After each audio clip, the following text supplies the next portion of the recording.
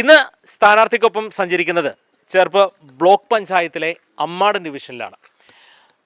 പ്രത്യേകിച്ച് സംശയങ്ങളൊന്നും തന്നെ ഇല്ല. ഇതുവരെയും അമ്മാടം എന്ന് പറയുന്ന സിറ്റിംഗ് സീറ്റാണ്. അതായത് ഇടതുപക്ഷത്തിൻ്റെ ശക്തമായ വേരോട്ടമുള്ള മണ്ണ് തന്നെയാണ്.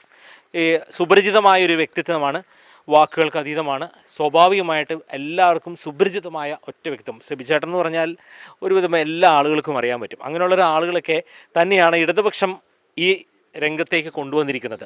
ഇടതുപക്ഷത്തെ സംബന്ധിച്ച് സ്ഥാനാർത്ഥി നിർണയത്തിൽ തന്നെയും ഏറ്റവും കൃത്യമായി പഠനം നടത്തിയിട്ട് തന്നെയാണ് സ്ഥാനാർത്ഥി നിർണയം നടത്തിയത്. പുതുമുഖങ്ങളെക്കാൾ ഉപരിയായിട്ട് പഴയ മുഖങ്ങളാണെങ്കിലും പ്രവൃത്തി പരിചയമാണ് ഏറ്റവും കൂടുതൽ കൈമുതലുള്ള ആളുകളെയാണ് രംഗത്തേക്ക് വന്നത്.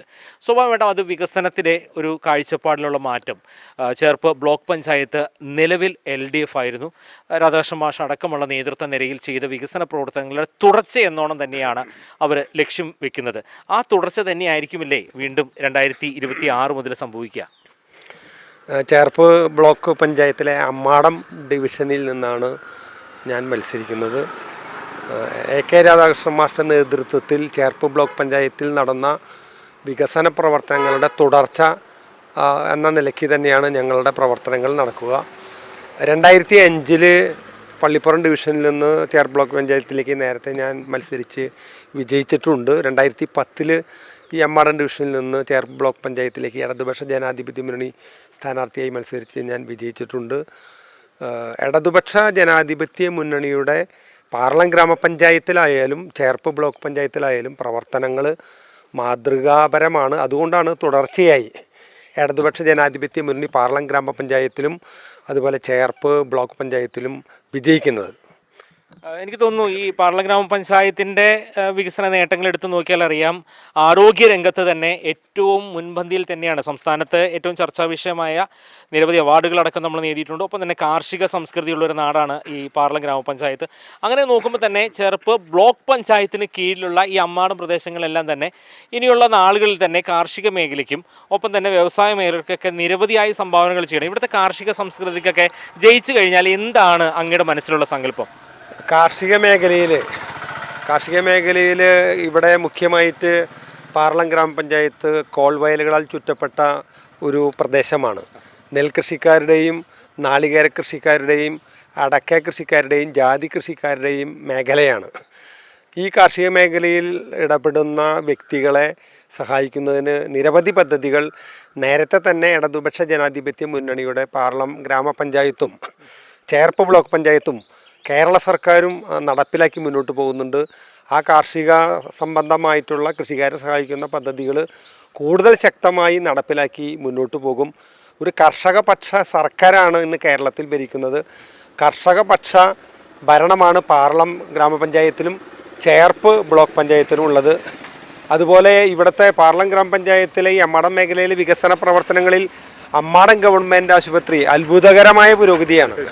അമ്മാടം ഗവൺമെൻറ് ആശുപത്രിയിൽ ലക്ഷക്കണക്കിന് രൂപയുടെ വികസന പ്രവർത്തനങ്ങളാണ് നടന്നിട്ടുള്ളത്. ഹൈടെക് ആശുപത്രിയായിട്ട് മാറിയിട്ടുണ്ട്.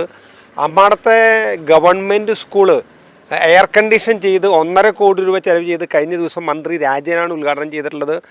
ഇവിടുത്തെ സ്വകാര്യ സ്കൂളുകളേക്കാൾ എയ്ഡഡ് സ്കൂളുകളേക്കാൾ അൺഎയ്ഡഡ് സ്കൂളുകളേക്കാൾ മികച്ച ഭൗതിക സാഹചര്യമുള്ള അമ്മാടം ഗവൺമെൻറ് സ്കൂൾ എന്ന് പറയുന്നത് ഇന്ന് കുട്ടികളെ ആകർഷിക്കുന്ന ഒരു സ്കൂളായി മാറിയിരിക്കുന്നു. എയർ കണ്ടീഷൻ ചെയ്തിരിക്കുന്നു. അവിടെ പാർക്കുണ്ട്. കുട്ടികളുടെ രക്ഷിതാക്കൾ അമ്മാടം ഗവൺമെൻറ് സ്കൂളിൽ അഡ്മിഷൻ കിട്ടാൻ വേണ്ടി ക്യൂ നിൽക്കുന്ന അവസ്ഥയാണുള്ളത്. 1.5 കോടി രൂപയുടെ വികസന പ്രവർത്തനമാണ് അമ്മാടം ഗവൺമെൻറ് സ്കൂളിൽ നിന്ന് നടന്നിട്ടുള്ളത്. നമ്മുടെ നാടിന് മാതൃകയായിട്ടുള്ള ഒരു ഗവൺമെൻറ് സ്കൂളായി അമ്മാടം ഗവൺമെൻറ് സ്കൂൾ മാറിയിരിക്കുന്നു. കൂടാതെ പാർലം പഞ്ചായത്തിലെ അംഗനവാടി കെട്ടിടങ്ങൾ, നവീകരിച്ച അംഗൻവാടി കെട്ടിടങ്ങളിലേക്ക് ധാരാളം കുട്ടികൾ ഇന്ന് പഠിക്കാൻ വരുന്നുണ്ട്. പാർലം പഞ്ചായത്തിലെ 17-ാം വാർഡ് ശാസ്താംകടവിലെ അംഗൻവാടി കെട്ടിടം പരിപൂർണമായി ശീതീകരിച്ചു, AC ചെയ്തു. AC ചെയ്തിട്ടുള്ള അംഗൻവാടി കെട്ടിടമാണ് ശാസ്താംകടവിൽ ഉള്ള അംഗൻവാടി കെട്ടിടം. വെള്ളം, വെളിച്ചം, വഴി, ഈ കാര്യങ്ങളിൽ പാർലം ഗ്രാമപഞ്ചായത്ത് മറ്റ് ഗ്രാമപഞ്ചായത്തുകൾക്ക് മാതൃകയാണ്. ചേർപ്പ് ഗ്രാമപഞ്ചായത്തിൽ ഇല്ലാത്ത, ഔണിശ്ശേരി ഗ്രാമപഞ്ചായത്തിൽ ഇല്ലാത്ത സൗകര്യങ്ങൾ പാർലം ഗ്രാമപഞ്ചായത്തിലുണ്ട്. കാരണം പാർലം ഗ്രാമപഞ്ചായത്ത് തുടർച്ചയായി ഇടതുപക്ഷ ജനാധിപത്യ മുന്നണിയാണ് ഭരിക്കുന്നത് എന്നുള്ളതുകൊണ്ടാണ്. ഇവിടെ റോഡിൻ്റെ കാര്യത്തിൽ ഇവിടെ മണ്ണ് റോഡ് പാർലം ഗ്രാമപഞ്ചായത്തിൽ കാണാൻ വേണ്ടി കഴിയില്ല. വഴിവിളക്കുകളില്ലാത്ത ഒരു തെരുവ് പാർലം പഞ്ചായത്തിൽ കാണാൻ വേണ്ടി കഴിയില്ല. കുടിവെള്ളത്തിൻ്റെ പ്രശ്നമില്ലാത്ത ഒരു ഗ്രാമപഞ്ചായത്തായിട്ട് പാർലം ഗ്രാമപഞ്ചായത്ത് മാറിയിരിക്കുന്നു. കുടിവെള്ളം ടാങ്കറിൽ വിതരണം ചെയ്യുന്ന ഒരു കാലം പാർലം ഗ്രാമപഞ്ചായത്തിൽ ഉണ്ടായിരുന്നു. പക്ഷേ ഇടതുപക്ഷ ജനാധിപത്യ മുന്നണിയുടെ പഞ്ചായത്ത് ഭരണസമിതിയും ബ്ലോക്ക് ഭരണസമിതിയുടെയും സർക്കാരിൻ്റെയും ഇടപെടലിൻ്റെ ഭാഗമായി കുടിവെള്ളക്ഷാമം ഇല്ലാത്ത ഒരു പഞ്ചായത്തായി പാർലം ഗ്രാമപഞ്ചായത്ത് മാറിയിരിക്കുന്നു. ഡസൺ കണക്കിന് ലിഫ്റ്റ് ഇറിഗേഷൻ പാർലം ഗ്രാമപഞ്ചായത്തിൽ പ്രവർത്തിക്കുന്നുണ്ട്.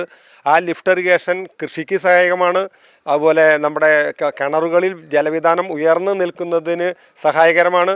നല്ല പച്ചപ്പട്ട് വിരിച്ച മനോഹരമായൊരു ഗ്രാമമായി പാർലത്തെ അമ്മാടം, പള്ളിപ്പുറം, കോടന്നൂർ, വെങ്ങിണിശ്ശേരി, ചേനം, മുള്ളക്കര, പാർപ്പകടവ് ഒക്കെ തന്നെ പച്ചപ്പെട്ട് വിരിച്ച മനോഹരമായ പ്രദേശമായി മാറിയിരിക്കുന്നു. ഇങ്ങനെ പച്ചപ്പെട്ട് വിരിച്ച മനോഹരമായ ഭൂമികയാക്കി പാർലം ഗ്രാമപഞ്ചായത്തിനെ മാറ്റിയത് ഇടതുപക്ഷ ജനാധിപത്യ മുന്നണിയുടെ പാർലം പഞ്ചായത്തിലെ ജനപ്രതിനിധികളാണ് എന്ന കാര്യത്തിൽ സംശയമാണ്. ഒറ്റ കാര്യം ഒരു ചോദ്യം ചോദിച്ച് തൽക്കാലം നിർത്താം. അതായത് അമ്മാടം നമുക്കറിയാം, അമ്മാടത്തിൻ്റെ ഈ ഒരു ഏരിയയെല്ലാം ക്രൈസ്തവ വോട്ടുകൾ വളരെ പ്രാധാന്യമുണ്ട്. ഈ ക്രൈസ്തവ വോട്ടുകൾ യഥാർത്ഥത്തിൽ LDF അനുകൂലമായൊരു തരംഗമായി വരുന്നില്ലേ? ഒരു സംശയവും വേണ്ട.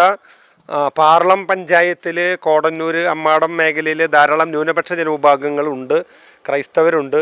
അവരിൽ ഭൂരിപക്ഷവും ഇടതുപക്ഷ ജനാധിപത്യ മുന്നണിക്ക് അനുകൂലമാണ്. പൊതുവേ നമ്മുടെ കേരളത്തിൽ ന്യൂനപക്ഷ ജനവിഭാഗങ്ങൾക്ക് സംരക്ഷണം കിട്ടുന്നത് കേരളത്തിലാണ് എന്നുള്ളത് കൊണ്ട് ക്രൈസ്തവ വിഭാഗവും അതുപോലെ മുസ്ലിം വിഭാഗവും പട്ടികജാതി പട്ടികവർഗ വിഭാഗവും പിന്നോക്ക ഹിന്ദു ജനവിഭാഗങ്ങളും ഇടതുപക്ഷത്തിൻ്റെ കൂടെ നിൽക്കുന്നൊരവസ്ഥ ഉണ്ട്. മറ്റ് സംസ്ഥാനങ്ങളിൽ ഉള്ളതുപോലെ ന്യൂനപക്ഷ ജനവിഭാഗങ്ങളെയും പട്ടികജാതി പട്ടികവർഗ ജനവിഭാഗങ്ങളെയും പിന്നോക്ക ജനവിഭാഗങ്ങളെയും ദുർബല ജനവിഭാഗങ്ങളെയും അവരെ വധിക്കുക, പീഡിപ്പിക്കുക എന്ന പരിപാടി കേരളത്തിലില്ല. അതുകൊണ്ട് ന്യൂനപക്ഷ ജനവിഭാഗങ്ങൾ പ്രത്യേകിച്ച് അമ്മാടം മേഖലയിൽ, കോടന്നൂർ മേഖലയിൽ ഇടതുപക്ഷ ജനാധിപത്യ മുന്നണിക്ക് അനുകൂലമായി നിൽക്കുന്നു എന്നുള്ളത് വലിയ ആവേശകരമായ കാര്യമാണ്. തീർച്ചയായിട്ടും വലിയൊരു ആവേശത്തിൽ തന്നെ, അതായത് വലിയൊരു ആത്മവിശ്വാസത്തിൽ തന്നെയാണ് ഈ അമ്മാടൻ ഡിവിഷനുള്ളത്. എല്ലാവിധ ഭാവങ്ങളും മീഡിയ 4 നേരുകയാണ്. മറ്റൊരു സ്ഥാനാർത്ഥിയോടൊപ്പം വീണ്ടും കണ്ടുമുട്ടാം.